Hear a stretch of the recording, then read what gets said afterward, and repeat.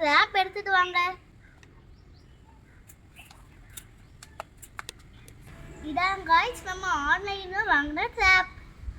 இனி நம்ம drop set பண்ண போறோம்.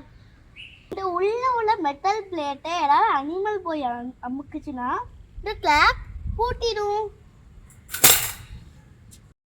गाइस இங்க பாருங்க, நம்ம கேஜ்ல ஒரு பூனைக்குட்டி மாட்டியிருக்கு. நான் வந்து ரேபிட் இல்ல வேற ஏதாவது மாட்டும் நினைச்சேன், ஆனா பூனைக்குட்டி மாட்டியிருக்கு.